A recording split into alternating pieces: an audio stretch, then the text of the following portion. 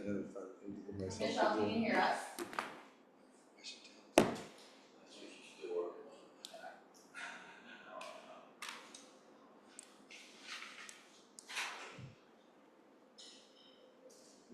Are we actually on? Yeah, we're Okay. and recording.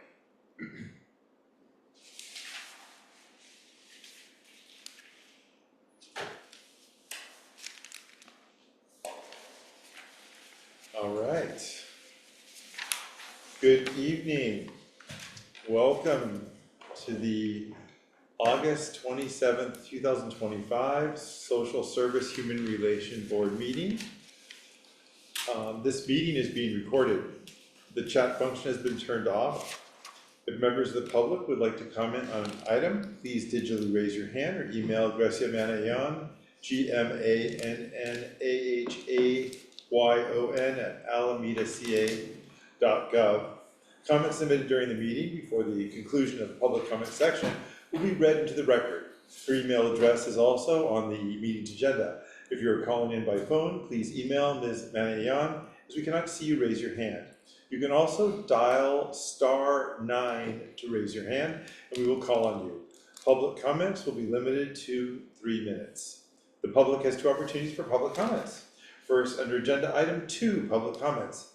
Comments from the audience may concern matters either on or not on the agenda, but must deal with matters subject to the jurisdiction of the Social Service Human Relations Board.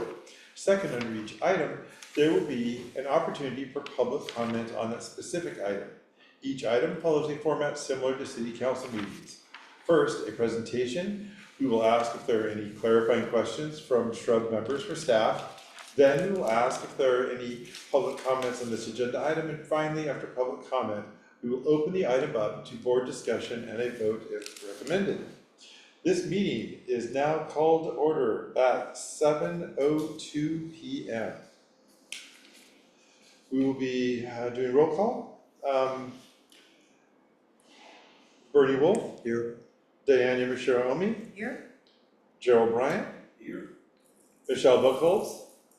Here. Samantha Green. Here. Scott Means here. And board member Buchholz is joining virtually, so all votes today will be done by roll call.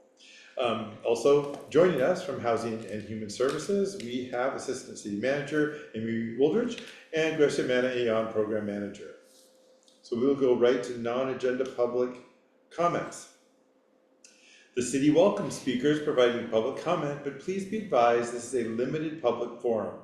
Comments from the audience may concern matters either on or not on the agenda, but must deal with matters subject to the jurisdiction of the Social Service and Human Relations Board. Comments will be limited to 3 minutes. Comments concerning matters on this evening's agenda will be heard when that item is called. If speakers fail to follow these rules, they will be warned, and if they continue to disregard the rules, their opportunity to speak will end. So, do we have any speakers? We do not have any public comments. Great. That brings us to item 3. The minutes. We will review and approve the minutes for July 24th, 2025. I'll approve. Can I ask a question? There was a section there where it said there was an interruption, and we joined back with that, how we describe it for future types of situations like that. Oh, when the meeting was disrupted, Yeah, because there was yelling and we had to stop the meeting, so I would consider that an interruption. Okay. Just making sure. Yeah. Thank you. I move that we go into record for do we have a second? We have a second? Okay, we will do a roll call vote. Bernie Wolf. Yes. Diane Yamashiro-Omi. Yes. Gerald Bryant. yes. Michelle Buchholz. Yes. Samantha Green. Yes. And Scott Means. Yes, it's unanimous. Sorry. All right, we're going to move on to item number 4. But before we get into agenda item 4, I want us to all look ahead here. We have 3 presentations tonight with our comments and public comment times. So we need to be mindful. Each presentation is going to be 10 minutes. We will try and keep 5 minutes after that presentation for questions, so please be as concise as possible. Then we'll go to public comment after that 5 minutes, and then we'll just, have a couple more minutes to tie things up. But we'll have to be a little more laser tonight, because sometimes, we have gone on for a while on one subject. This is the interest of the public and to see everything and all the presenters that have come here tonight. So getting right to it, we're gonna go to item 4A, the presentation on Rise Up Alameda, the Guaranteed Income Pilot Program. This presentation on Rise Up Alameda is with the 12-month interim report by Eric Vonstein, Development Manager from the Base Reuse and Economic Development Department.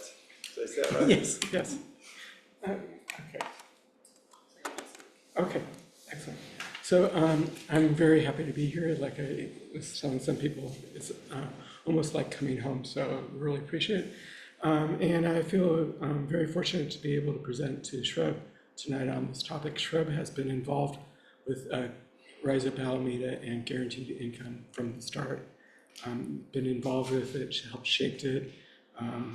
Gerald's been a critical part of our advisory board and will continue to be, as I will show in the presentation.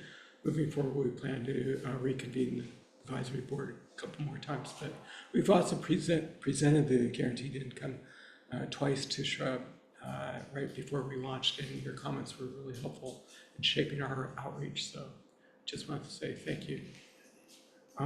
So where we are, and the reason why I'm here tonight is we're here to present our one-year survey for the city's anti-poverty guaranteed income pilot program, which is a 2-year program that started in December of 2023. Our research partner, Apt Global, recently conducted a survey of all of the participants and compared these results to a control group of non-program participants. The purpose was to see or to measure the statistical significance of the program's effectiveness. Apt will conduct a similar 2-year survey at the end of the program. And what we're presenting is just the first year mid-program findings. So first, just to quickly review, what is guaranteed income? Guaranteed income programs provide a flat monthly cash payment to a defined population of residents.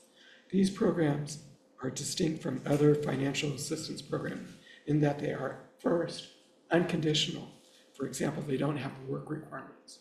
Second, they're unrestricted, allowing the individual to determine what they need and how best to spend their money. And third, they involve regular payments over a period of time instead of a one-time grant. And these payments used in the pilot programs are not enough to live on, but are intended to help support and supplement participants' needs. There are now nearly 200 city and local jurisdictions conducting or have conducted guaranteed income pilot programs. That's about double from when we first started our program. So as President Means mentioned, Alameda's program is called Rise Up Alameda, and it provides $1,000 per month to 150 low-income households over a 2-year period. Our first payment was dispersed in December of 2023, and the final payment, 2 years, will be this November. And there were 3 basic eligibility requirements.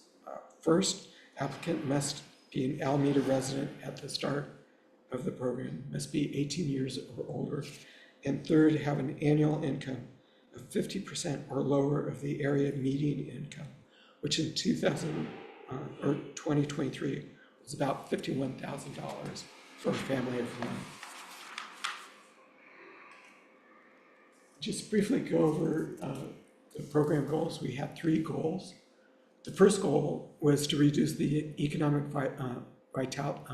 volatility of the program's participants. Second was to help change the narrative and perceptions surrounding poverty and a sense of community belonging. Like, for example, who is an Alamedan and who belongs in our community. And the third goal was to collect data and contribute to larger policy discussions regarding anti-poverty measures. Just want to quickly go over a couple of points about who's participating in the program, what the composition of the 150 participants. There's a couple points that I think are worth noting.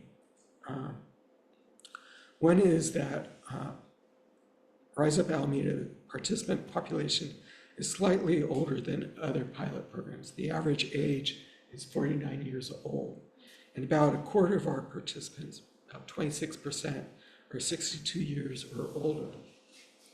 The other, I think, salient point is on average, the participants reported a household income of slightly less than $32,000 a year, which is significantly lower than the program's threshold eligibility requirement of $51,000.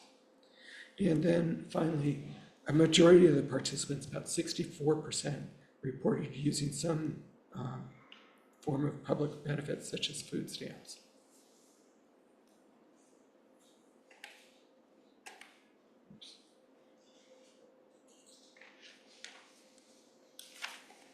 Thank you. So APT measured, our research partner APT, measured 40 different outcomes and found improvements in 17 of them. And this is better than a majority of other pilot programs across the country. And so I'll briefly go over some of these outcomes. First, financial well-being. Rise Up recipients showed greater financial stability and resilience than the control group. They were more likely than the control group to be able to handle a $400 emergency, which is the definition of living paycheck to paycheck. They were also less likely to go into debt to pay bills and more likely to have an increase in their savings rate.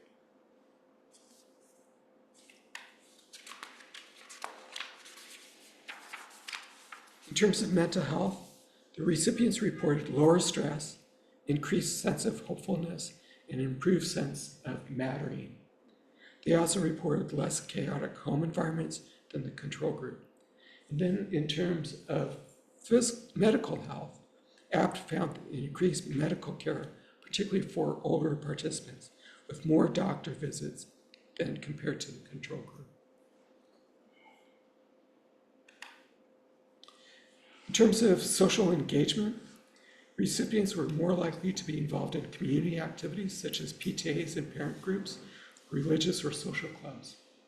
Overall, recipients demonstrated greater emotional connection, group membership, and felt more connected to their community.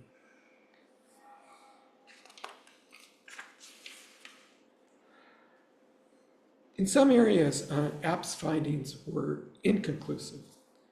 For example, there was no statistical impact on employment, and there was not an increase in unemployment. However, Rise Up recipients who were unemployed at the start of the program reported feeling more hopeful about goal setting and reaching them. Participants were less likely to be employed full-time than the control group, but it is important to note that there are some instances in which reduced employment may be considered a good outcome. For example, reducing work hours to sign up for job training or educational programs, hoping to get a better job in the future, would generally be considered a good, positive outcome. In such cases, their income and employment rates may temporarily decline as they spend more time learning. And also, it is very common in guaranteed income pilot programs for a single parent to adjust their schedules in order to provide more attention and support for their children, such as picking them up from school or having family dinners.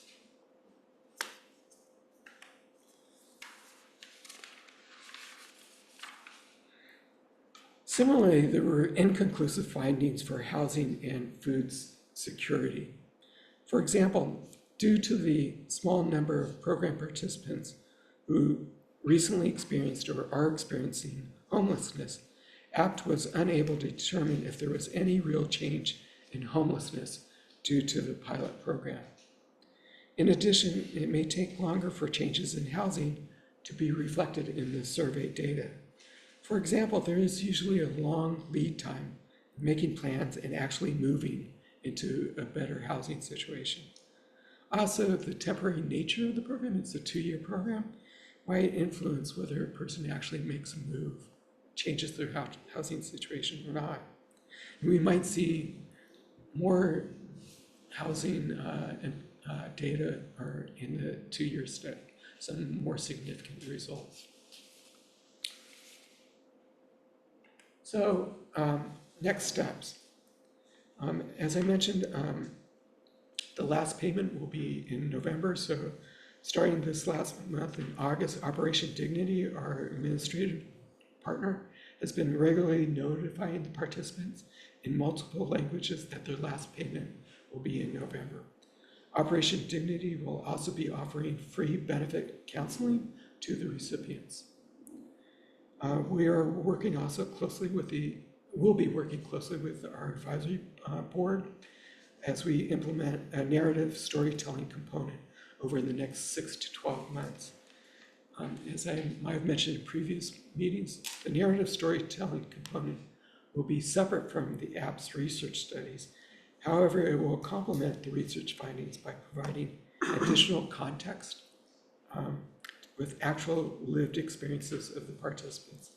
The telling of these experiences may be through a combination of workshops, panel discussions, videos, and/or printed text. APT will launch its 24-month survey in December of 2025, and we anticipate the final report sometime next summer. In that report, APT will be able to provide more detailed analysis of our results, be able to compare our results with those of other pilot programs. So that ends the presentation. I can answer any questions, hopefully. Great, thank you, Eric. So do you have any clarifying questions or comments from the board? How about the community belonging and engagement? How can we sustain that long term after the program's over, or is there a way to do it? I think that's a really good question. I think we'll be looking for the advisory board as we meet with our consultant, which is Maven Collaborative, on that storytelling component to really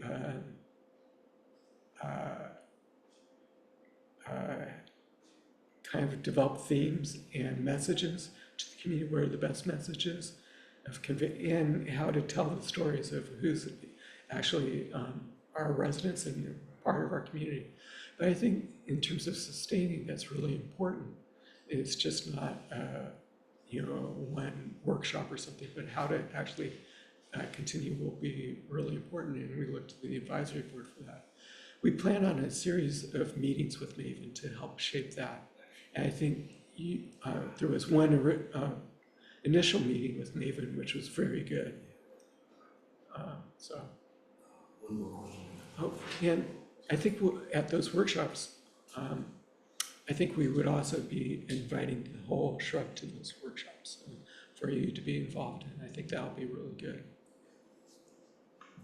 The changing of the narratives and the ability to change the narrative that people see, one of the key themes that they talk about in the workshop. And I often try to do that myself. All right, my last question is about Operation Dignity. You said they will be working with them like this. Will they be able to help with supplemental support services after the money is finally given, after they get the last check? Or are there any other services that they might be able to forward to continue to get some services? Yeah, Operation Dignity has distributed a survey to actually all the participants. Along with the notification that the payments will be ending. The The survey is very brief and it's been translated in multiple languages. It's asking what type of benefits are you receiving? Would you like benefits counseling? And third or additional question is what type of services would you like assistance with? And Operation Dignity will be able to follow up with referral services, but at that is actually a part of our survey that has gone out. We'll include that multiple times till November. Thank you. So, Michelle? Report.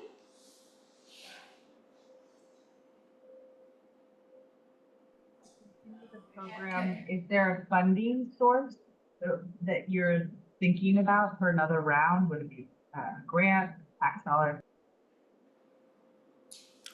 another funding source for another round. I think that would be open to the city council and the budget. This was mainly through the COVID federal ARPA funding. So it was like a one-time funding source to develop a pilot program. I think the next step, and what's really nice about our study is that it's part of a common used survey instrument that we could compare it to other programs. And actually that data is pulled into a larger data bank. So it would help to shape policy discussion. And I think there's a lot of pilot programs here in California that might be able to change or help influence at least state policy about child income tax credits or a similar type of program. What was the cost of it for 2 years? Total cost was $4.6 million. And 3.6 was for the direct cash payments. Okay, great, thank you. And when this is all concluded, is there going to be a more formal report on everything that happened with all the findings? Yeah. The final report will be similar, or the survey report will be similar to this. Okay. Oh, it's similar to the exhibit that was in the staff report. Maybe some of those numbers that were up there would be interesting, holding it against certain other things too. Right. So yeah, so that's good. Before I forget. Go ahead, go for it. 'Cause I just moved. But anyway, I was just wondering, is the city, kind of how the city functions in relation to this program, is that also part of the evaluation? Or is it just focused on the clients? I think it's just focused on the clients.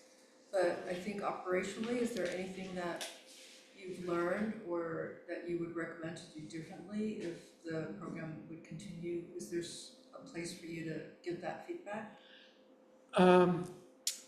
I think that will be after me, but I think what I view personally is a lot of the value will be actually in the storytelling to make those numbers real and that data real. And I think that is also, may identify, I don't know, housing and human services, certain roles and certain opportunities for, or to be involved in a sense of belonging discussion. I'm just curious, like what the overall city sentiment is about the program. Like, does it, like, is there's Do you mean great staff or comfort? constituency? I mean, staff, like as far as like city staff goes, like is there a sense of, or like how do folks feel about sorry. How does it feel about the program and its implementation? And, like is there, or are we not there yet because it's not done? I can speak on my own experience. Okay. I think for me this is a very exciting program, and it's I think it's very needed, and I think the timing of just the guaranteed income, the whole concept is very important as our economy is changing. The concept of support and changing employment standards. So I think it's exciting, and I think when talking among other people in the city, people are very excited that this is, well, as far as I know, this is one of the biggest, or the biggest anti-poverty program. Oh, yeah, I would say the city was like a pioneer in Yeah. this program, like it mentioned a bunch of programs, a bunch of cities followed after Alameda. And I think Alameda was very significant. A lot of the pilot programs was $500 for 1 year. Right. And the $500 figure was because of, to help people over that unexpected expense, living paycheck to paycheck. When we proposed and when the city council deliberated this, it was decided to go with $1,000 over 2 years, a more robust program, but also the cost of living in the Bay Area is so much more than in other areas. So yes, we were really unique in other programs. Thank you. Let's check in and see if anyone in public would like to ask any type of question or comment. There is no public comment. Okay, we can still take a couple more minutes on, any final questions or comments. I was just curious about the other pilots or because I know Stockton started many years ago. Just wondering if it's still going, or did it end? Was it time limited? Are all these time limited? All of them are, pilot programs. I think Los Angeles, some of the larger cities have found additional local resources to continue them.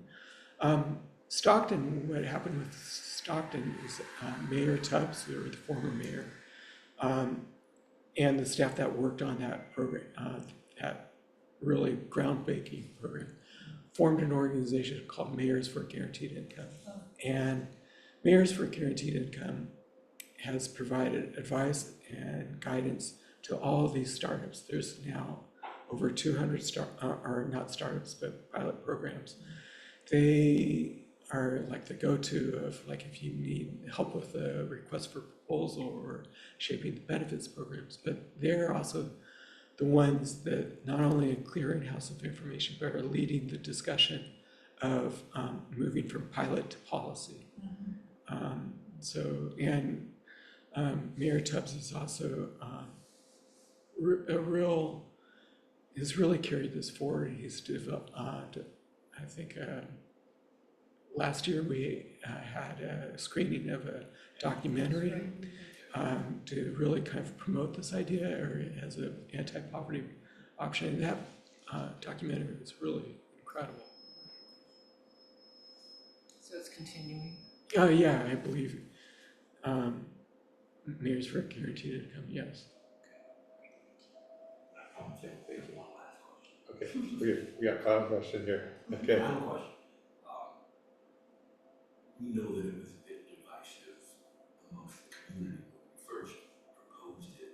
There were a lot of people who called in during the period when we were actually in front of city council and they were putting this for vote. And so, what do you think not so much the city staff per se, but what do you think the Alameda residents, in their own humble opinion, how they felt in general? Generality, no specifics to that. I truthfully don't know. I think really it's coming back to the storytelling. I think that when you have a human face and human circumstances, I think that's why it really helps dispel myths, and it's such an important part of it. And I think that's where you change opinions and you change perceptives. You can have statistics and you can interpret the statistics as any way you want, really, but I think it's the storytelling that really kind of gives it meaning. I think you're right, it's all about the perception that people have, and most people still don't know anything about it. I walk down the street and talk about this with people, and most people don't even know. Yeah, it's been quiet, as we've been implementing the program. We haven't, yeah. Yeah. We're getting on that side of it. No. Thank you.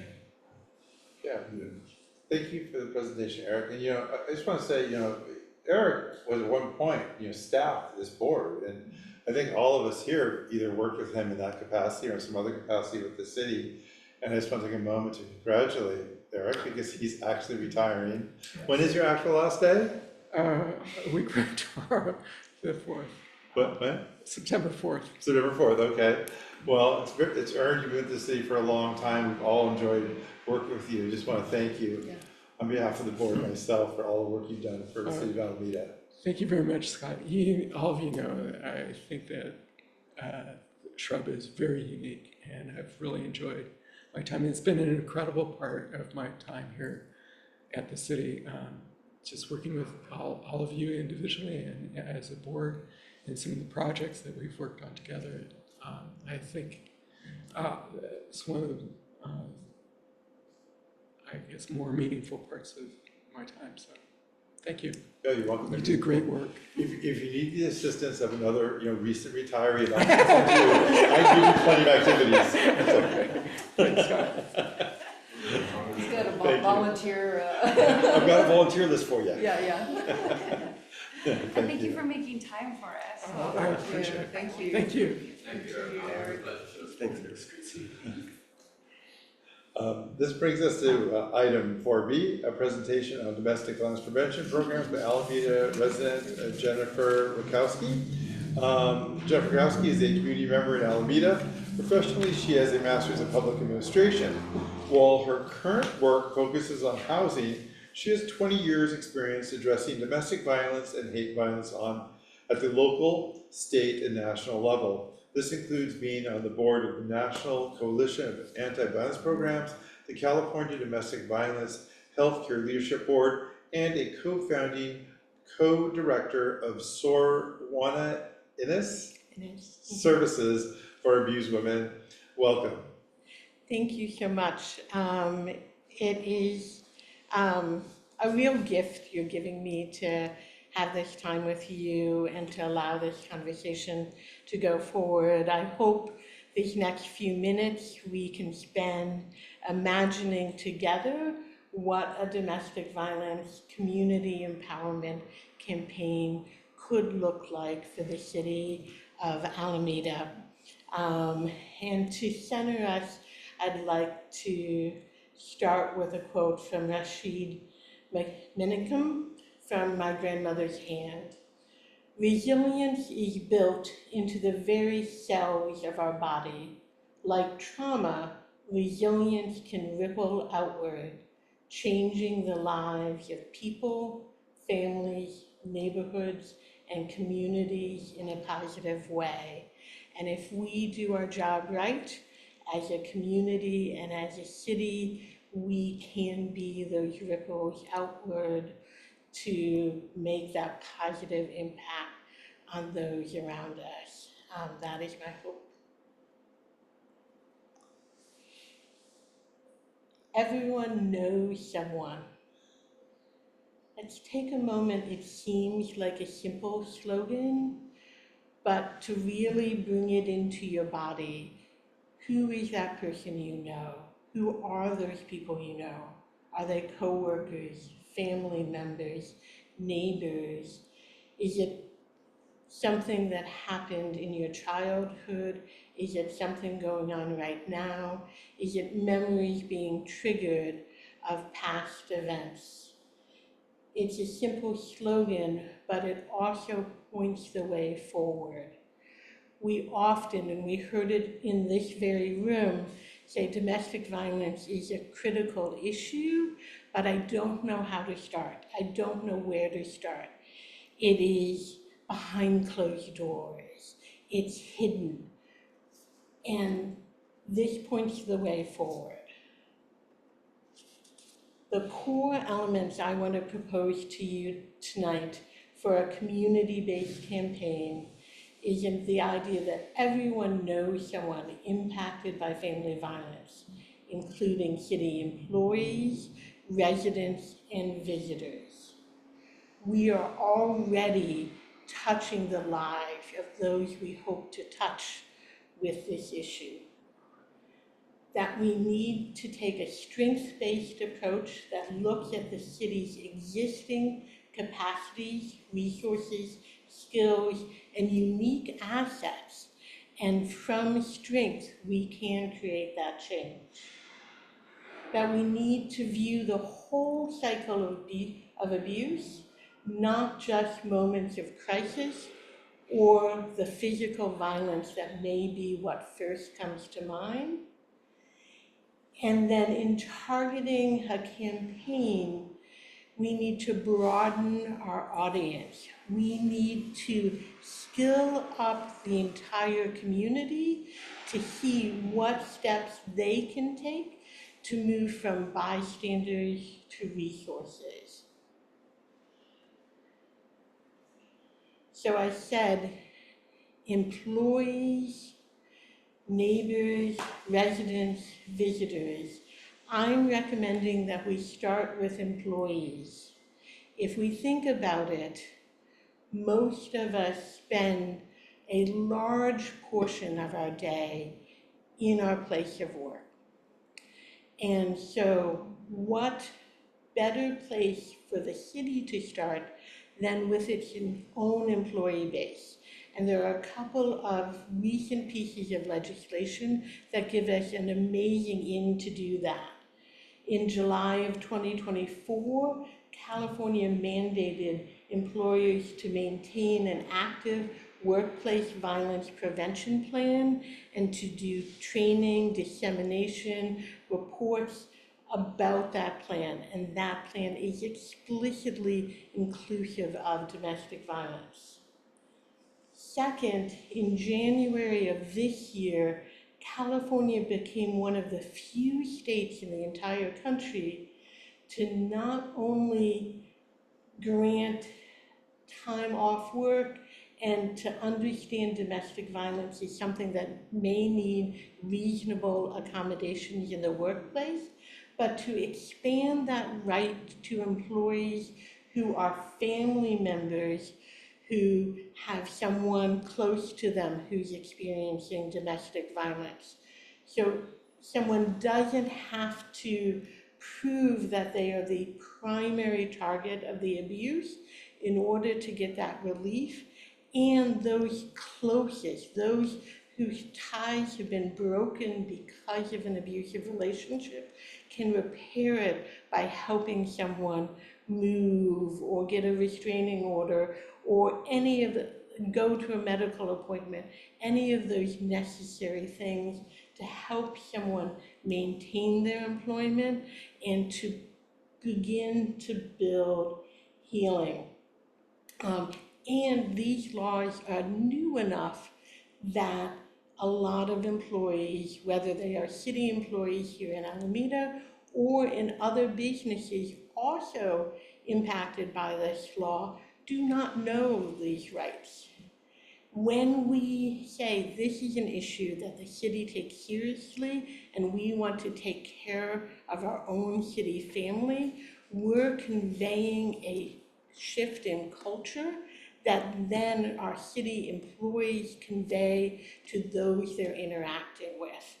And so we can, by caring for city employees, we can actually change how they interact when they're experiencing community members who are facing violence. And one of the most exciting areas we can do that is with our youth workers.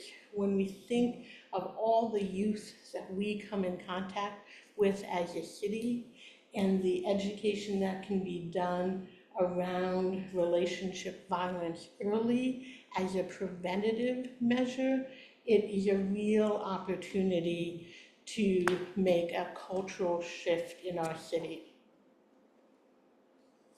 So these are opportunities that broadly exist across city departments.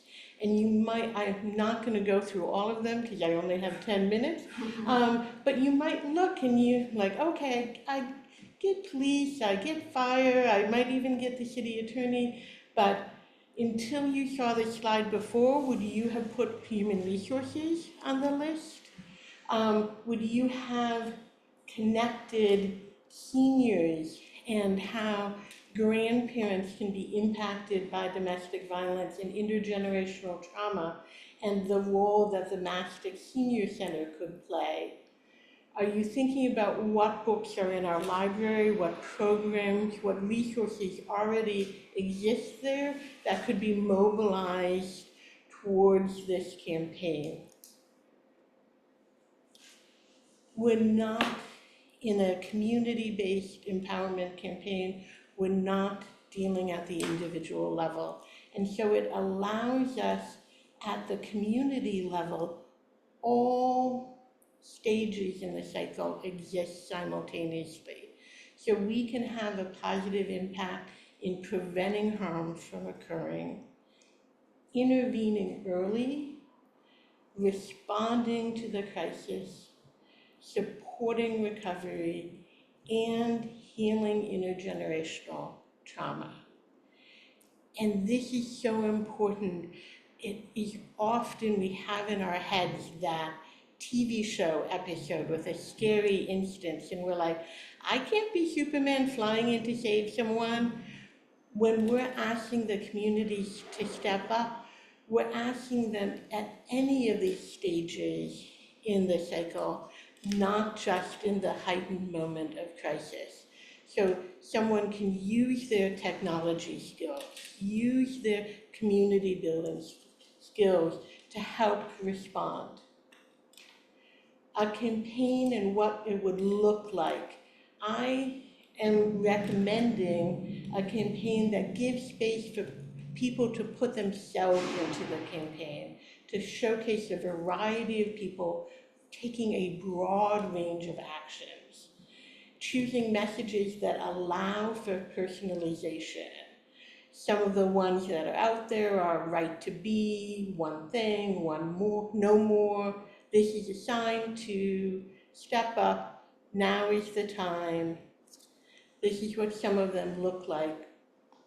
And it allows someone to place themselves and understand how they could potentially take action in the situation. And right to be, we've already, it used to be Hollaback.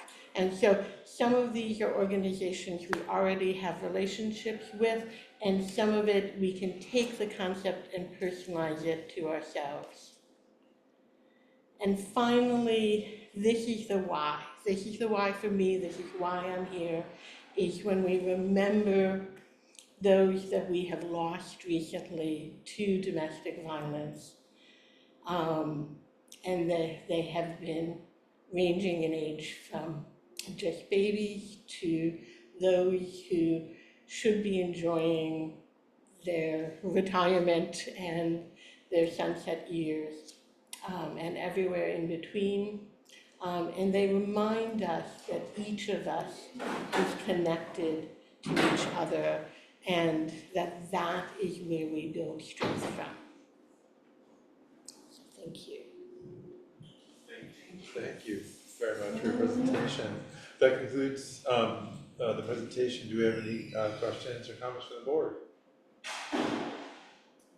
I loved it. I mean, I never really thought of it in terms of a campaign, a city campaign.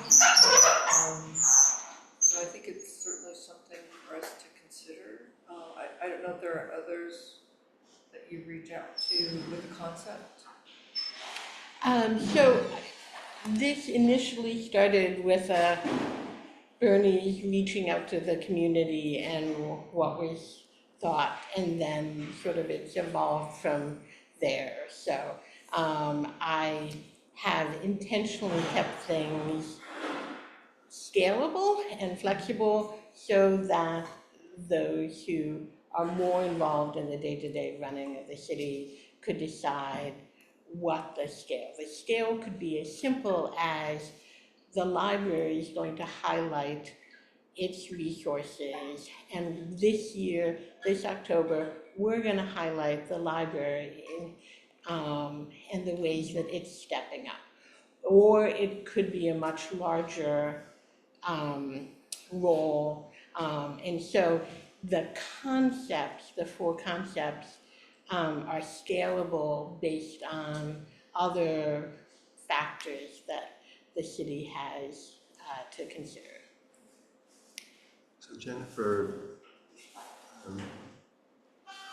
envision the city developing a program, where would it start? And who would be in charge of it? And who would shepherd it through?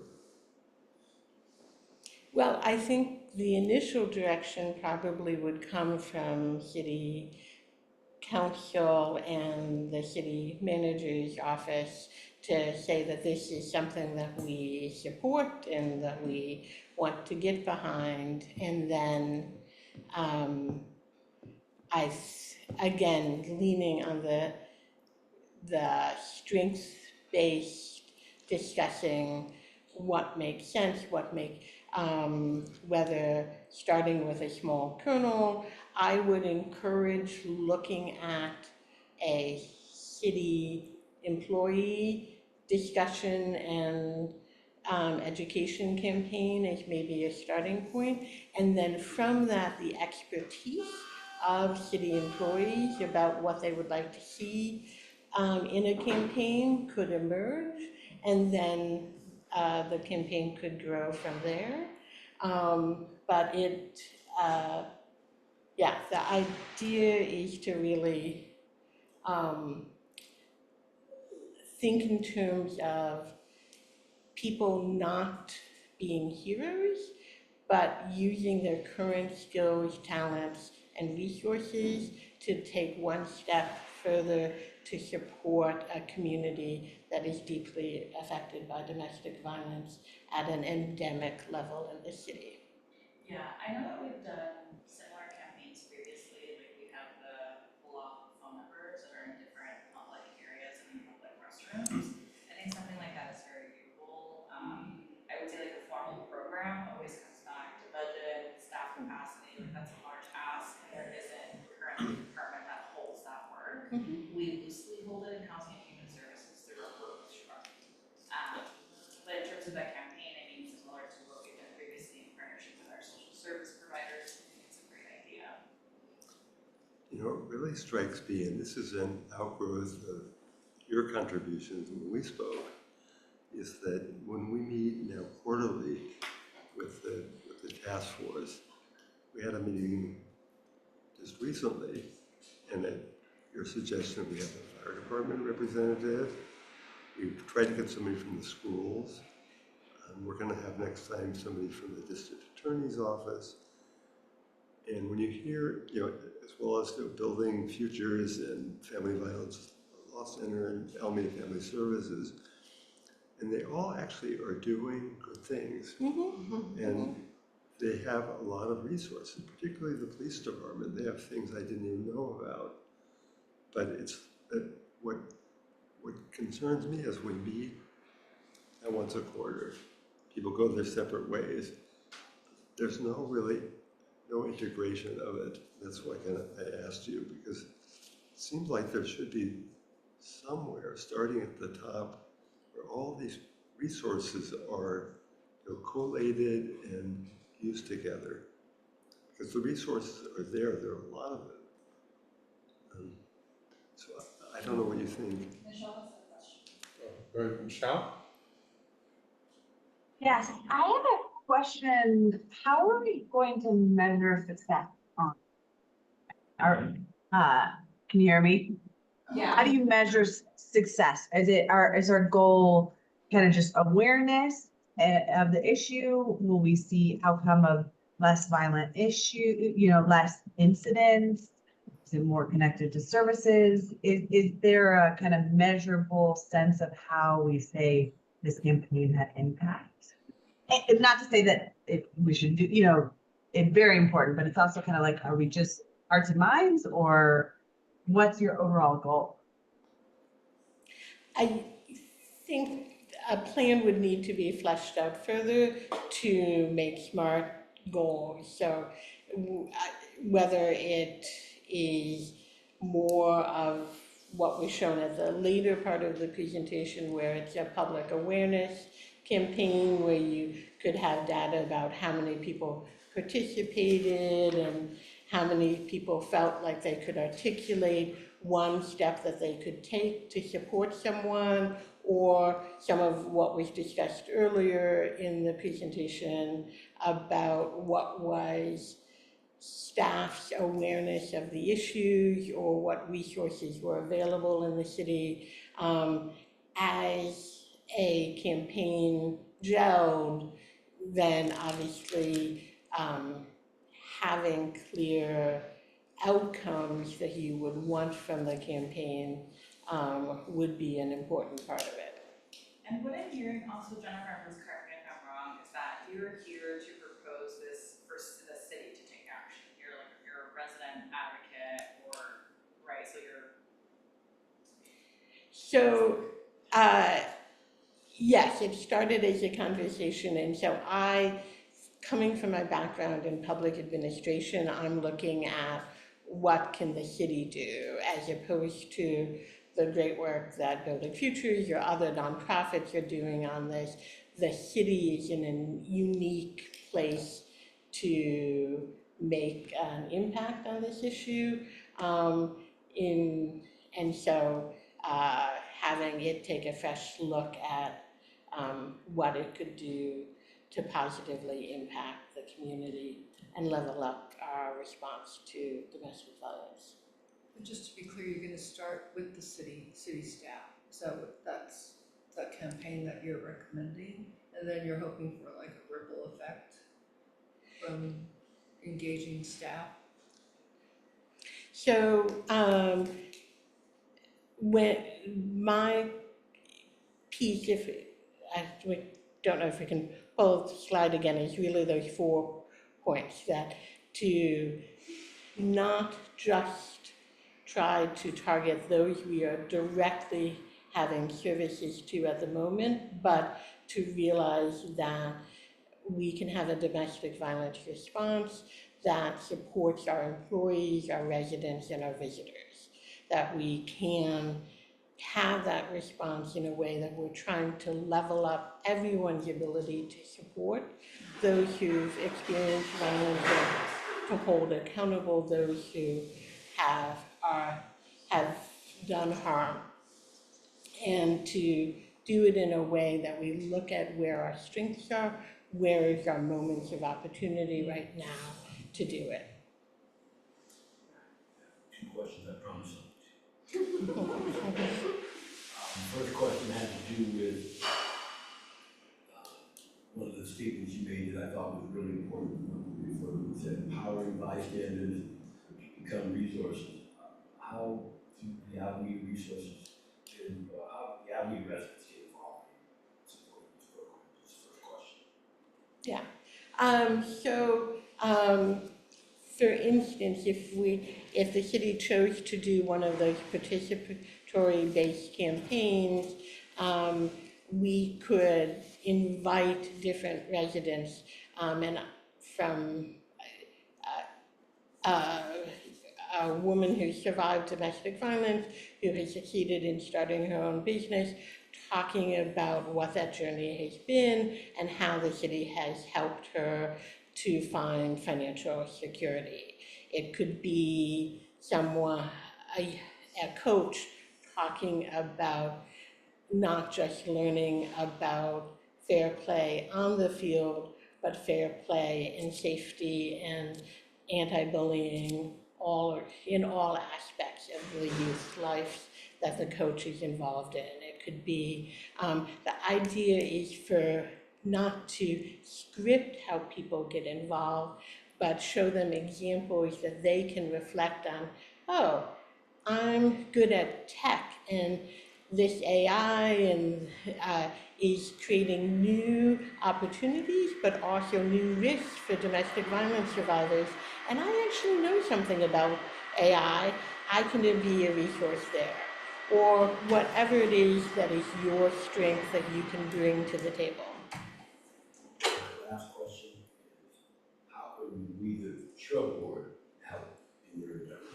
We've already asked about steps. My first thought was, what can we as a board do to get this information to people that you want to get it to? Well, I would love for the Shrub Board, as sort of a place that has been tasked to pursue domestic violence response, to see how this may fit into your existing mission and tasks. I love hearing when Bernie says, hearing about these concepts already has changed who we invite to the table to our quarterly meetings. That is the starting point. Having, if there are recommendations to pass on to City Council of, we would like to have some sort of campaign that involves X, Y, and Z, or any other ways that are the levers that this board has access to encourage or support extending our resources in this area. That's exactly what this board is here to do. Thank you. Do we have any questions or comments from the community?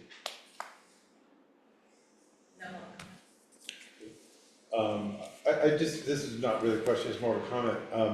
And you brought this up too, is that the whole thing about bystanders as resources, I think is really great. Just, just recognizing the problem we have with social media and popular media, people see domestic violence on TV or on the internet, and it's always, someone hitting someone, or the black eye, right, or that kind of thing. It's like obvious, but many people who've never experienced it directly don't really know what to look for to understand, what the underlying conditions are, what the precursor is or aftermath is of domestic violence that someone may exhibit in public, not behind closed doors. And I think that part of the community education is so important to recognize that, because you can't help it someone if you don't see it or don't understand why someone's behaving a certain way.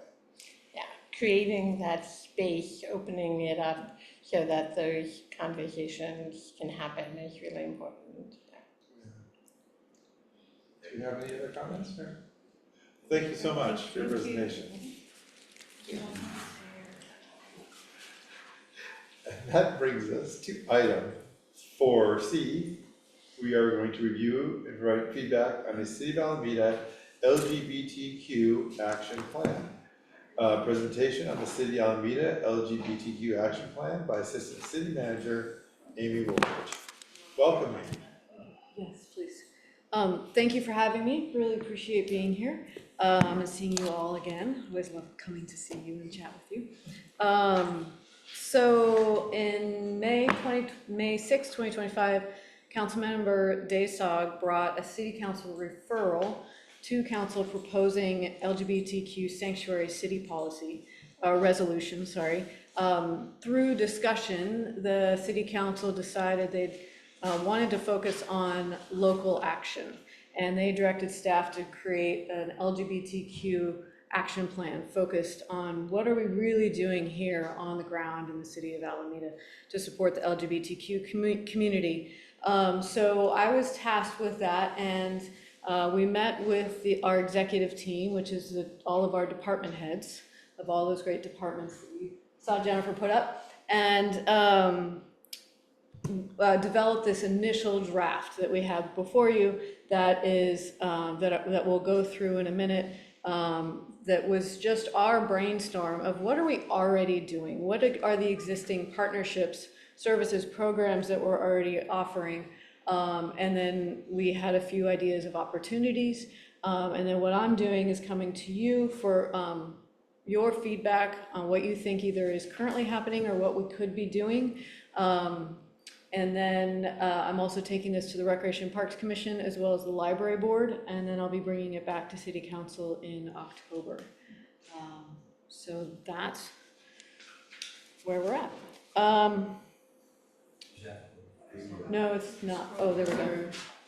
Technical. There we go. So this is what is our brainstorm of existing. I'll go briefly through them and then would love any of your feedback. Please jump in. I would love for it to be more kind of interactive than the formal just presentation questions. So feel free to jump in at any time. So the Recreation Parks Department closely partners with Alameda Pride, which is a new foundation here in Alameda that was established in 2024 and created Pride in the Park, which happens every October. It's happening this year on October 11th on National Coming Out Day. And they also supported the creation of QTAC, the Queer Teen Alameda Center, that was both ACCYF, the Alameda Collaborative for Children, Youth, and Families, helped come up with the idea and then worked with Jeremy Andehusen, and QTAC was born, and Alameda Pride now is ushering it forward, and Recreation and Parks Department provides the space at no cost for that program and then supports in other ways with staffing. The mayor lifted this up and appointed Jeremy Andehusen, founder of Alameda Pride, as this year's parade grand marshal, and she let us have the Alameda Pride contingent right behind him, which has actually never happened before, to have a contingent in front of all of the VIPs, right? So that was pretty cool. We do acknowledge the LGBTQ community in our existing City of Alameda Sanctuary Ordinance. We also have already updated our city charter, as well as what city staff MOUs means. Those are our memorandums of understanding with all of our bargaining units for the unions. We've completed 5 of those. We have 4 more, and the 5, and so we're updating all of those to gender neutral language. Police department policies, as those come up, which is several times a year, those are also updated to gender neutral language. We also, through the MOU process I just described with staff, we increased the inclusivity of bereavement leave. It's fairly prescriptive of who you could take bereavement leave for, and bereavement leave is obviously if someone has passed, but it doesn't affect your sick leave or vacation, so it's separate leave. And so that was made more broad specifically to include non-traditional familial relationships.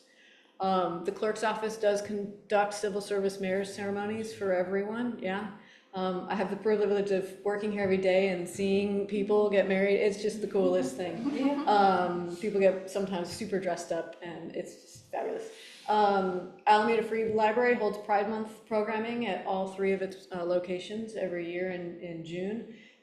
But year-round carries a wide variety of non-traditional family and LGBTQ themed books. Each year in June, the mayor reads a Pride Month proclamation at City Council.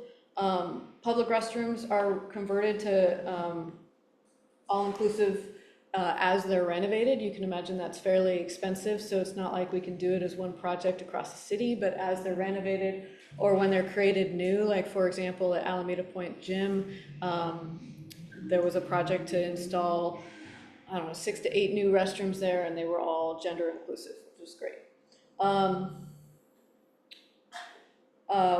So the City Council every 2 years adopts a legislative agenda, and we use that as our guiding policy on advocacy either for or against various bills and legislation. So that legislation agenda, under the guiding principles at the top, includes and as a very specific legislative focus area later on, and includes this language: support human rights, services, access to healthcare, protection from discrimination for people who identify as LGBTQ+.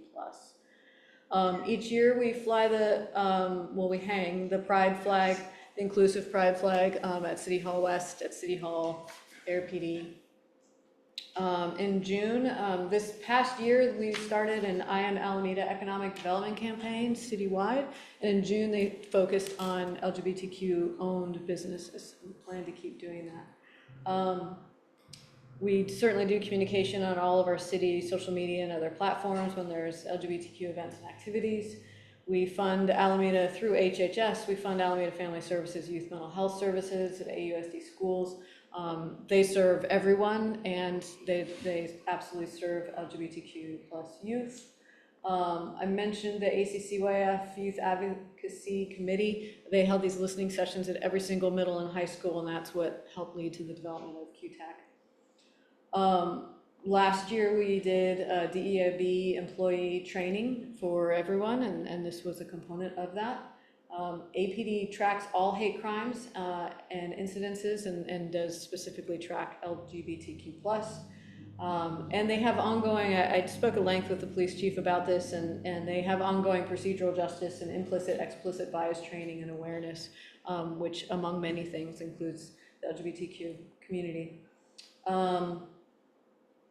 And this is also APD, this next one, APD specifically has numerous policies regarding discrimination for all protected classes, including LGBTQ+, both on how they police and how they hire and promote. Any questions before I go to opportunities of existing?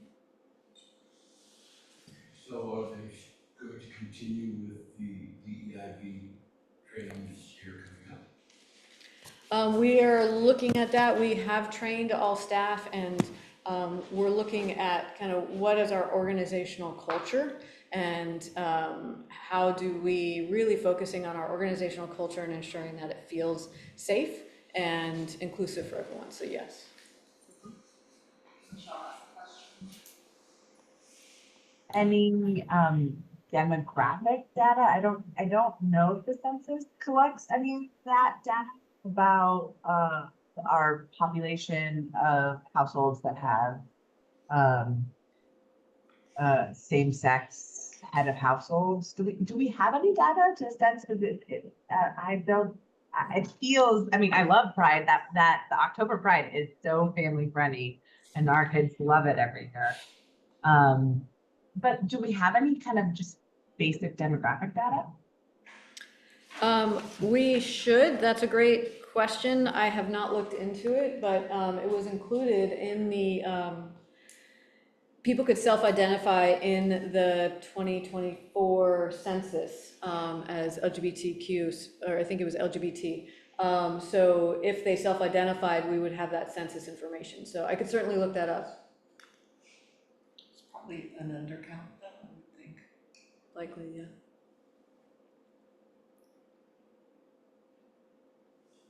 And you also forgot about the prom that they did at the teen center. That was Yeah, such a right. cool event. You're right. We did the queer prom that actually had over 80 kids, youth attend. And Alameda Pride's planning on doing a every quarter event like that. So they're going to do a Halloween party coming up as well.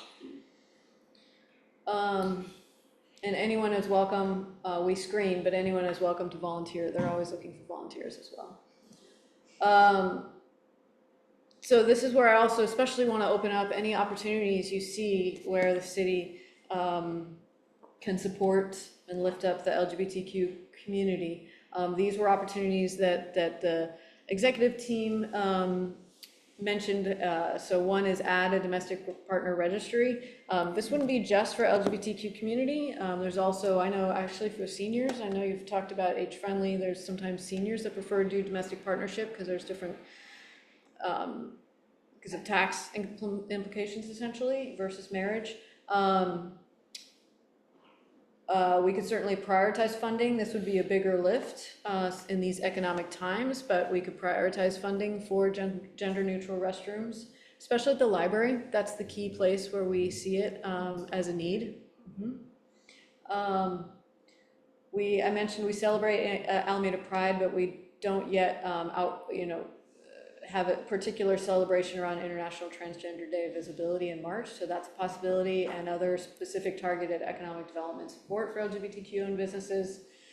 And then just resources, especially right now for the transgender community, we're already looking at building out more of a resource page.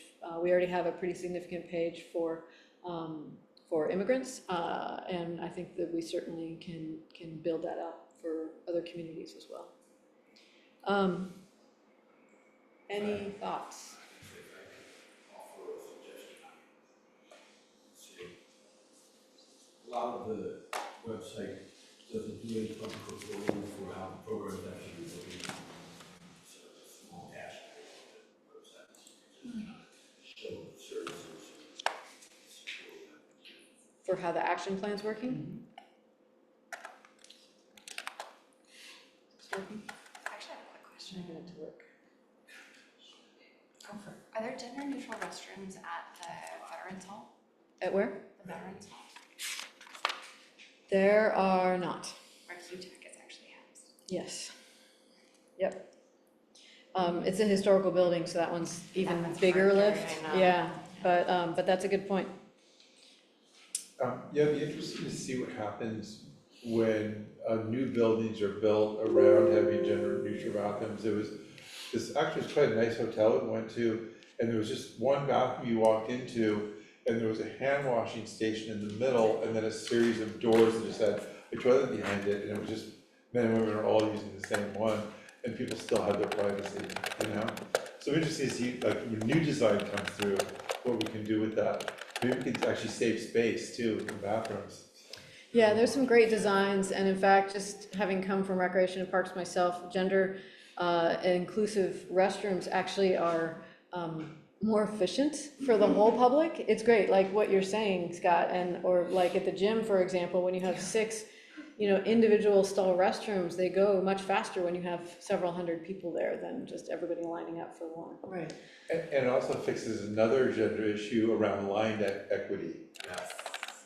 What I'm talking about. Line equity. Line equity, Yeah, sure. especially yeah. in concert It's always- venues. Yeah, totally, Yeah. yeah.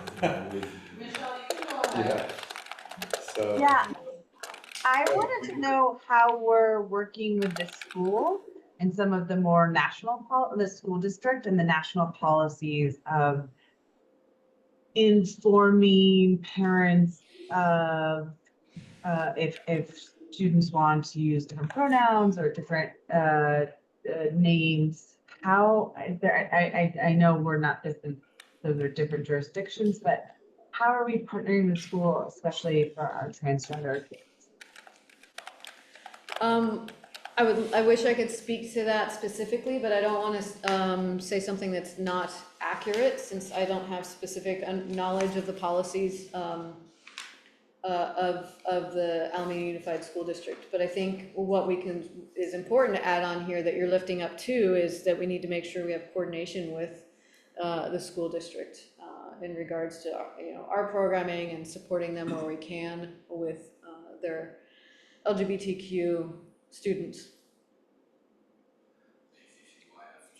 And Yeah. sorry, my last thing is, do we do also, I think this is more on the county level, but like how do people get to gender affirming care, or, we don't have much, how we support people getting those resources within the health system? And obviously that's my bias. Yep, that could be included on the resource page we were talking about. But also within kind of housing, how to make it more inclusive and sensitive to. Yeah, I want to go back to the Veterans Building for a minute. Just a thought here, because this is one of those crossover things, right? Where you get into the whole seniors, people with disabilities, and the gender neutral bathroom issue all intersects, because that building is not in violation of ADA, but it just barely meets the standards. For those of you who don't know, there's like one bathroom that's in the middle of a stairwell, basically, you can't get to unless you go downstairs. So doing some kind of ADA money could help pay for gender neutral work, is what I'm saying. Like, there could be various ways of attacking a problem where we actually make things more accessible for everyone at the same time of making it gender neutral. To me, it's an exciting opportunity, as exciting as bathrooms can be. Yeah. There's a parallel facility in Oakland to the Veterans Building here, and it's the same issue with both of them, because the era they were built between the two wars. Yes, Yeah. right. Did you all want to move to public comment before continuing? Oh, yeah, we should, yes. Is there public comment? We have to. Okay, we'll come back. Do you have one more question? We'll definitely come back. That's fine.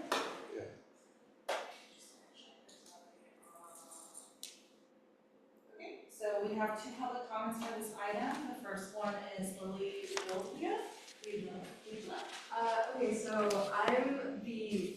actually, Oh, I'm sorry, Lily, and it's 3 minutes for public comment. okay, yeah, so I'm the student co-chair for the AUSG roundtable for LGBTQ plus people.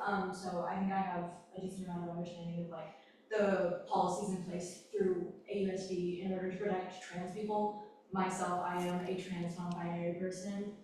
I definitely think I really back up everything you said, especially the bathrooms, the gender neutral bathrooms. My school has no gender neutral bathrooms on campus. I go to school in Alameda. I have nowhere to go to the bathroom on my campus and anywhere on my campus. I go to Alameda Science and Technology Institute.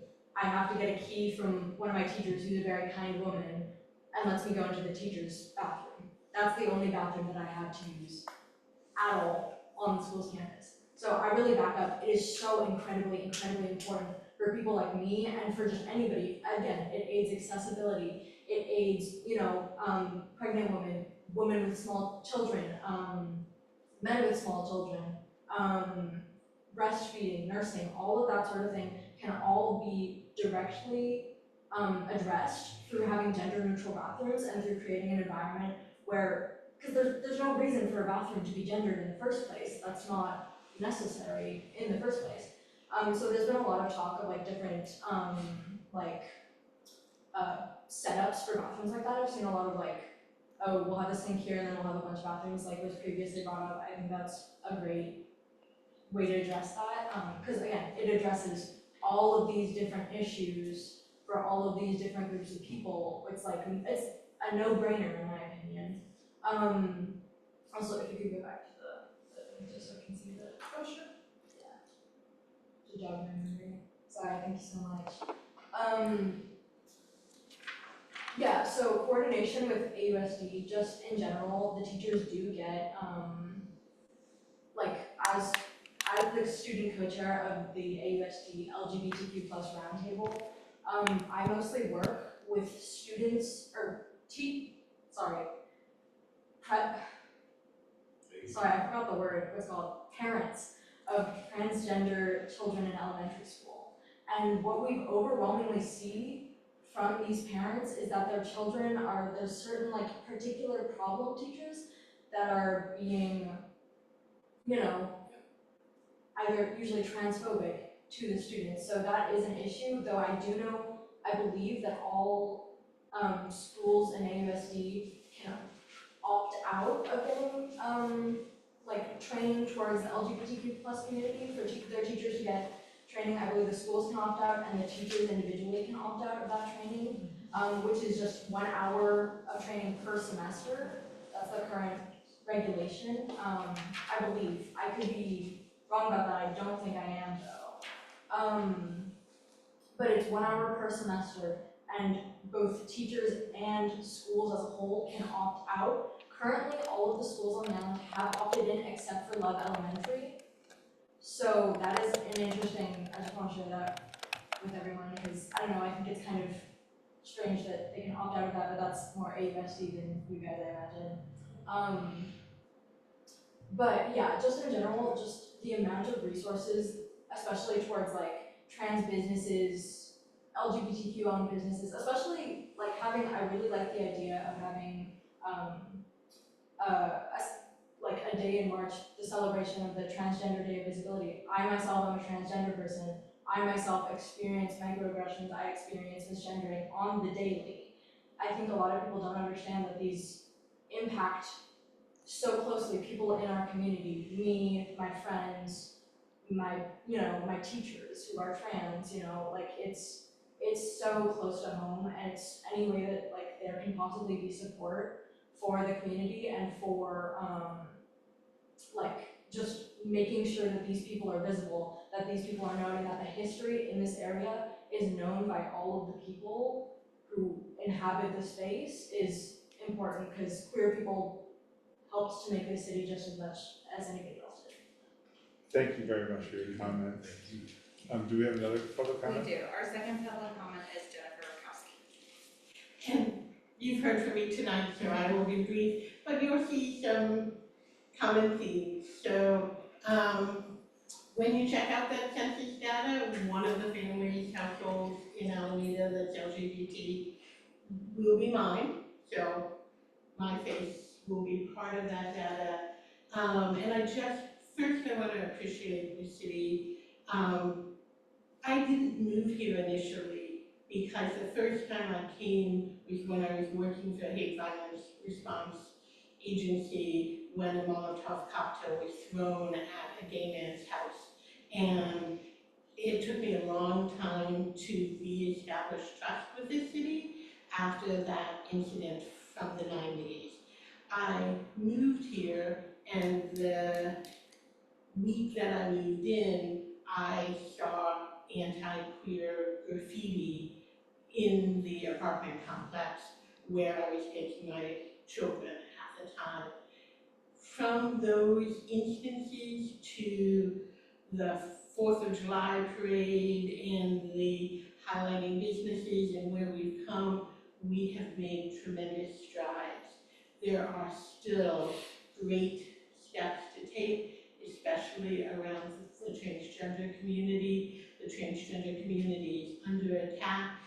We help with basic passports, but trans people are having their identities stripped from the passports right now, and that is real and causing real hardship for members of our community right now. I'm so aware right now that we have a generation of Lavender seniors who survived the AIDS epidemic, never expecting to survive, who are still dealing with that trauma and then the challenges of being LGBT seniors. And the Mastic Center would be a wonderful place to provide additional support and resources for that community. So I really want to appreciate the work that is being done and to encourage it to continue. Thank you. So we can bring it back to the board. I think Diane, you had something to say? Yeah, I was or- gonna say that, one thing to consider adding to opportunities is when we look at the diversity within the city, to figure out, kind of, there's cultural nuances that come with a youth coming out to, let's say, an immigrant family that may not necessarily be mainstream. So I don't know how to put that in words, but providing some resources or some services that is culturally sensitive.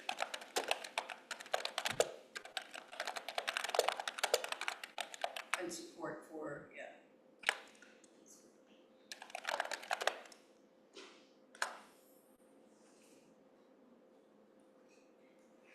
Is there anyone else to say comments or?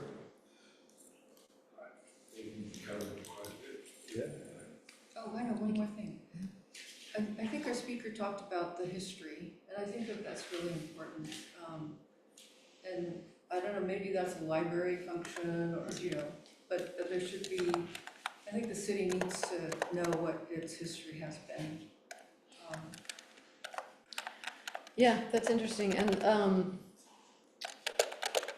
so you're saying the history of the LGBT community, and that could be Right. more broadly and locally, right? Right. I think that's a great opportunity to educate the public. Mhm. And the library oversees the Alameda Museum contract, agreement, and the city provides funding, so, that's certainly an opportunity Okay. to, As a person of Work with color them. who's lived here for 40 years, it's not a place for me. Yeah, yeah, so and I then don't we're know. working on that as well. Yeah, Mhm. okay. Yep, agreed, But that would be a great site.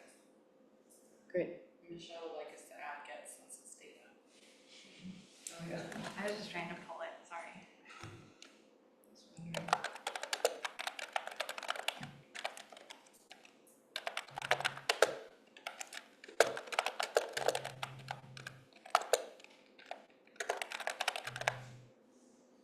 Great, well, thank you, this was really informative and helpful, I appreciate it. No, Yeah, thank thank you. you. Great work. Thank you. We can move to item 4D, which is work group reports, or 825. This is for board discussion only, there's no staff presentation, so we'll go directly to public comments. Is there anything ahead of our work group reports? There is no public comment. Okay, in terms of order, since we have, our domestic violence preventer still in the prevention person here, why don't we go with you first, Bernie? Okay, we had the task force meeting that I told you about last time. And at this meeting, there were 10 participants. So thank you, Gretchen, for doing that. They came from a broad variety of public and private places. They included the representative from the Alameda Police Department, from the Alameda Fire Department, several people from the city staff, Alameda Family Services, Building Futures, and Domestic Violence, Family Law Violence Center, sorry.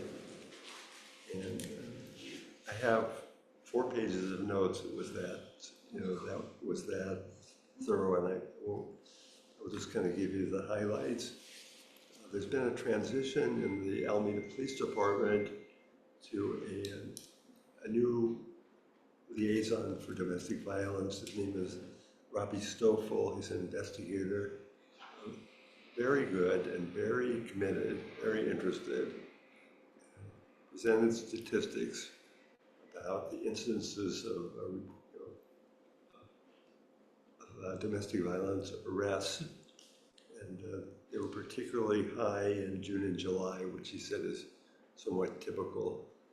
But he was aware that there's a large amount of domestic violence that's either, it's not reported, and particularly, it's particularly difficult for the police when there are no physical signs that somebody's been abused. And the police are well aware of strangulations. He had just completed a 3-day course on strangulations because it's a major issue. So. Because it doesn't always leave a mark, which I The Alameda Fire Department, we included, thanks to Jennifer's suggestion, made clear that they have a paramedic on every rig, and that they particularly look out for medical requests that that are in fact domestic violence. And there's good coordination between the police department, the fire department, and Family Violence Law Center. The only difficulty is that Family Violence Law Center is housed in the Oakland Public Schools, but they're not in Alameda because I guess for lack of funding. And it probably would be a good place if somebody could find the funds or the capacity for them to be in our public schools as well as in Oakland.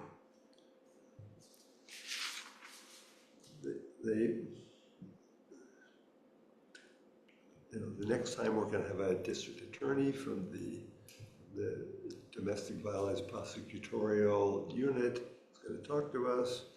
The Officer Stoffel and actually several others were very interested in outreach and public education, and the police particularly would like to put on programs in the schools, but they've never really been asked. And it would seem like a good place where Shamal Edwards said that she was interested in working with us on domestic violence issues. Perhaps there could be some liaison with her. So there were a lot of other things that came out. I don't know if there's anything you wanted to add, Gretchen, but. Yeah, I think, so it was a great meeting. It's great that the DA will be joining us at the next one in 3 months. She's actually an Alameda resident, so I think she has an vested interest, which is pretty cool. We increased, these used to be twice a year, and we increased the frequency to quarterly based on the interest of the participants. And what was great was, I was trying to kind of lightly, because I didn't want to assign work to our social service providers, but they were pretty insistent of like, what's our project going to be as this group? What campaign are we working on? So that was something we're starting to put together in terms of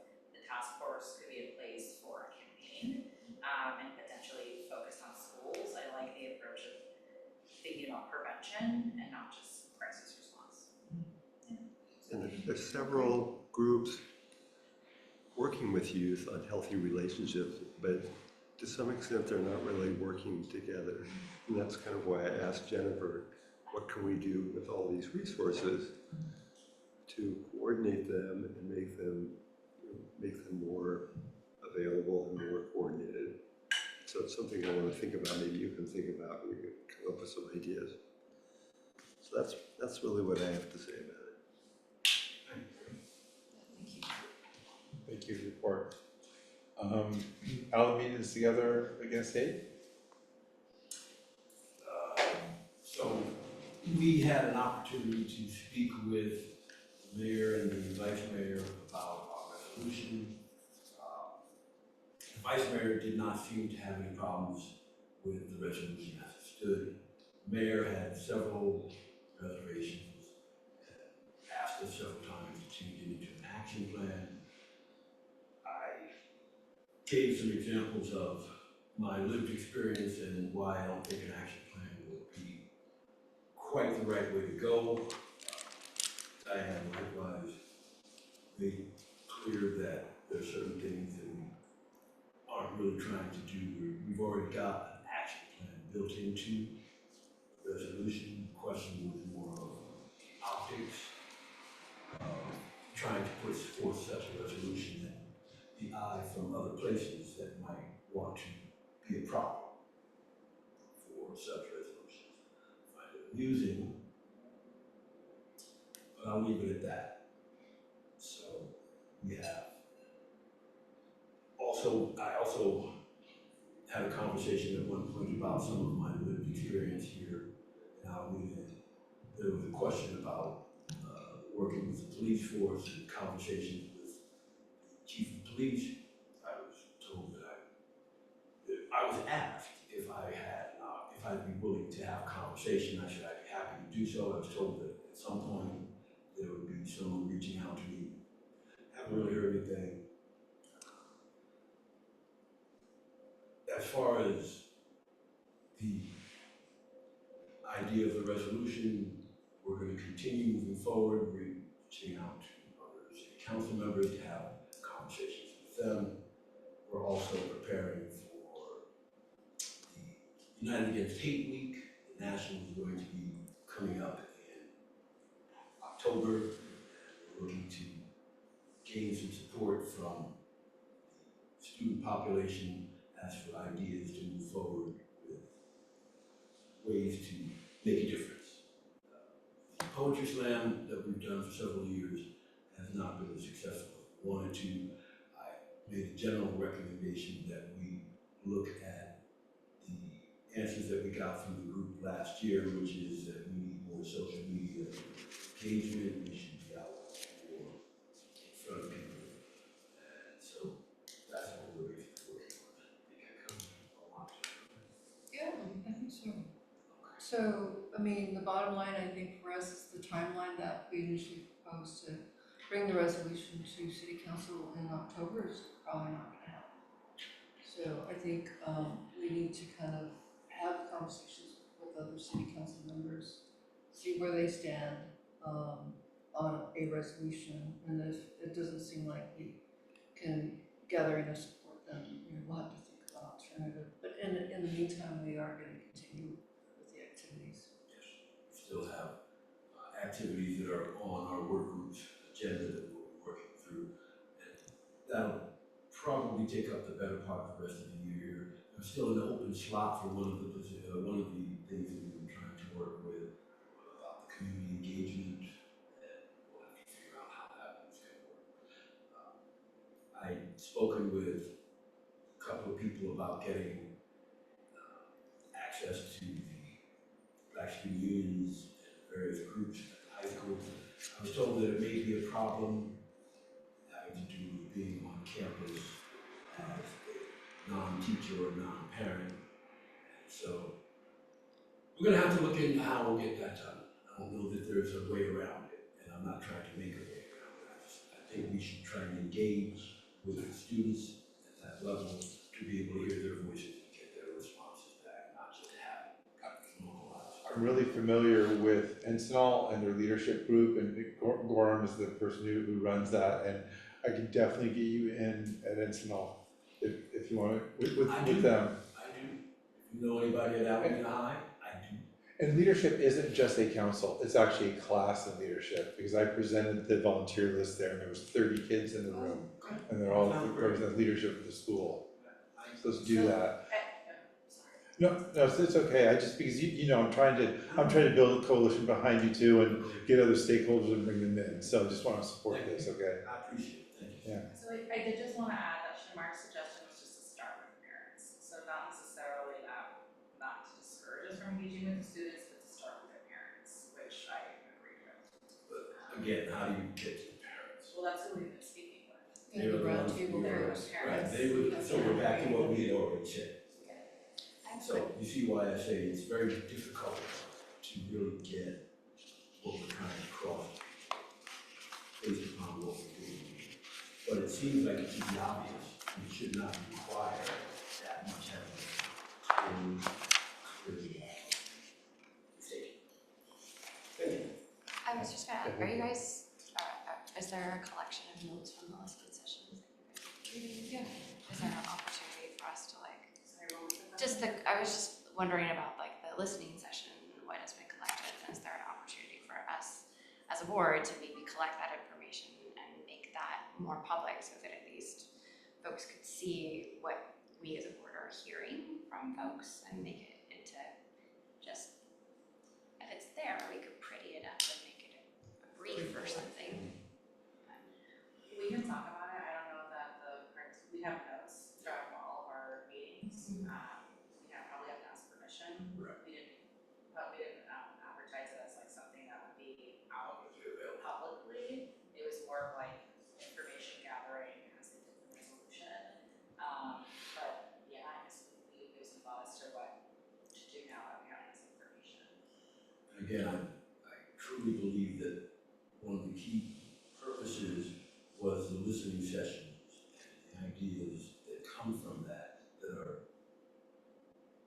the basis for a reason for a resolution. That's just the basis. If we don't have it out there, how will people know? They won't. Yeah, and just to clarify, the mayor, is not against it. She understands that there is an issue in the city, but it's just the timing of it. And she's just very concerned about, with Trump in office, what the repercussions would be if the city, had on record, which, am I wrong, or? You have not said anything wrong. Huh? No, you have not said anything wrong. Yeah, You can't cower in fear for the next 3.5 years, I've said it. But the city has a different well, point of view. she's taking a very cautious position, which is understandable as mayor. I respect it, Yeah. and I have no problem with it. Yeah. The key thing that I got from our meeting was that we are going to keep having this conversation. As opposed to, I don't recommend it. Right, There is a Exactly. difference. yeah, there's a difference. And so, as long as we can continue to have the conversations, we'll continue to meet with the city council people, we'll consider. Right. we'll consider But just to be more clear, of that. it wasn't that she was not supportive, she was supportive, but it's just a timing issue. The way I look at it is, she said the same things that most people that I've talked to who look at the resolution say. There's nothing in here that I don't agree with. Everything here makes sense. It's not like you're asking for something out of the ordinary. It's just the optics of it, what comes down to. And so, yeah, I get it. We're fighting the long game, but it's been, almost 3 years now. And when the climate was supposed to be better, we still couldn't get it up. So to think that somehow in 4 more years or 3.5 more years it's gonna be any different is a little dubious on my part. I don't see it changing that. I'm with you, we need to find a way to make it happen, Yeah. not find a reason why it cannot happen. I agree. Yes. But thank you for your persistence, it's inspiring. We're here for it. It's, the road home, do we really have any? There's not a huge amount of updates, so we had our first, you wanna talk about Oh, right, I can talk, yeah, we had our first listening session. It wasn't a really very big, I counted the total number of people in the room, including myself, as 11 people, so it wasn't huge. But it was interesting, it was fairly diverse representation. We had someone come from Dignity Village, and we had some providers in the room, which was good. And Yasmin had put some important context to some questions that people had. So it was good to have the city employees to, you know, answer questions when things come up. One thing I thought was really interesting, and I think it'll be important to talk to some other groups like the veterans because of this, is there was definitely a split in the room. Some people thought you had to go through Mastic for anything related to seniors in Alameda. Like, there's nothing wrong with everything funneling through the senior center. And there were some people who just said, well, I don't really use the senior center very much. So that's why I think it's important to actually get more people who don't primarily go there for the primary entertainment, you know, to have their voices heard about this sort of stuff. One of the issues that did come up, if you can think of anything too, was just transportation came up a lot.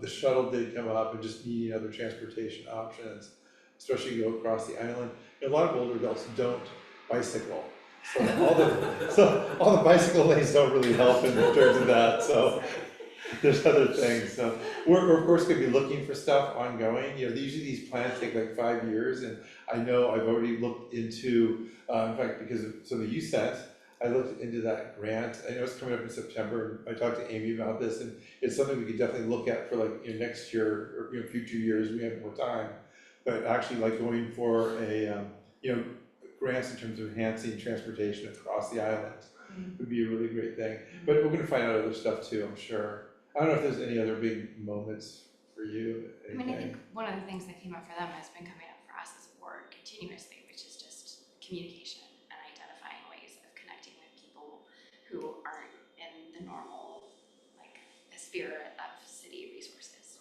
right? And so how do we connect with folks that aren't already connected? And I think that was definitely one of the things that kind of came up, right? It's like, it's much easier to give resources to people that are already connected to a resource. It's really hard to get resources to folks that are unconnected. And I think, you know, we've also talked about some of the other issues around just social isolation, and we've talked about that in terms of a lot of different groups. But I think that also came up for this group.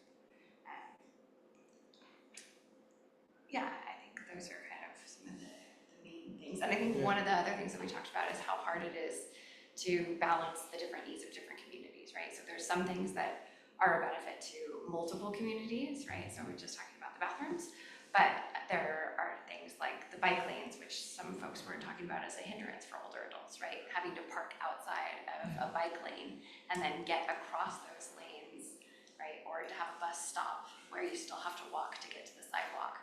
Those are challenges for older adults or people with limited mobility. So I think those were, you know, just interesting perspectives and important to have them on record for the city and in this context. Yeah, because it's interesting, a 75-year-old might not be able to ride a bike, but they can drive a car. Right, or take a bus, right? If you're relying on public transportation, Right. and then the bus stop is out, And we should offer that much those farther. electric scooters, yeah. Or the electric bikes. I can just say, as somebody who rides the bus every day, most of the people you see in Alameda riding the bus are older people, seniors in general. Except for school time, most of them are older adults. And we have very limited service. There was a realignment of the AC Transit schedules, which basically made less availability for certain lines and changes for others. So I think the transportation is spot on right there, because that's really a key aspect of people getting around. If you're old and you don't have a car, you have very few choices to get around this island. In Italy, if you're a veteran or over 70, you get free public transportation. What a godsend, what a godsend. Sometimes there's like simple answers to these things, they cost no money, but yeah. Common sense stuff. And then other things for us for the road home, we're trying to get in front of the AUSD still, so that's still on our list, to talk about resources that are available.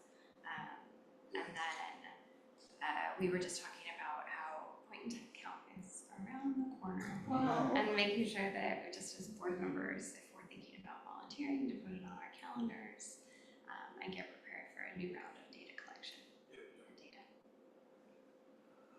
Michelle, did you have anything that we missed? Not that I can think of. I do want to, regularly muted, I appreciate how fast it's going with how you muted and published. Yeah, we don't usually talk about, just to closing out, the RAB, the Resident Advisory Board at Dignity Village is actually going really well. There's a sense of trust that they have for us in terms of communication. I think I've really developed a relationship with their board chair. They feel like they can, communicate with me outside the meetings and stuff. And I think it's good to be able to voice their needs, and this is a really important aspect. And a lot of these type of transitional housing situations don't have something like a RAB. It's not like a normal. It is a new normal. And I think we should recognize when those things are happening. And it's really good that Alameda had the foresight to set something like this up. So with that in mind, and the hour getting late, we're going to item 5, staff communications on housing and human services. Staff report. Alrighty, thank you. I am busy now, I'm gonna do the staff report out. I kept it a little shorter because I will be doing the long 6-month report presentation for you all at the next meeting. Technically, it was gonna be this meeting, but I didn't wanna make you sit through 4 presentations. Alright, so we have hired an administrative specialist who will be assisting with Scrub and ACCYF. She starts on Tuesday, very excited about it, and she will be joining us during our September meeting. I did have a PIC update. Earlier this month, our HHS staff received communications from the county that a time will be selected for the first meeting for the designated point of contact, but that has still not been confirmed. So we are getting, that's all the communication we've gotten so far from the county. We will keep you updated as we learn more, and as Sarah mentioned, we anticipate the need to recruit volunteers for the day of.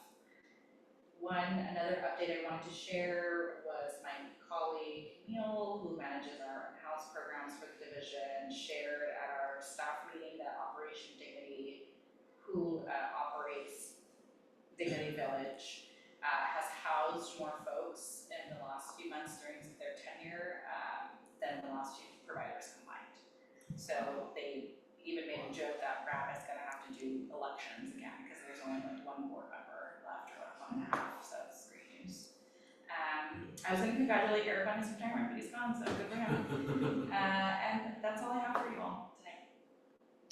Thank you. It's just amazing to see how quickly Dignity Village went from shovel in the ground to fully running and now having the longest group of transitional housing going. That speaks volumes. Yeah, definitely something we should be trying to duplicate across county. Yeah, get it.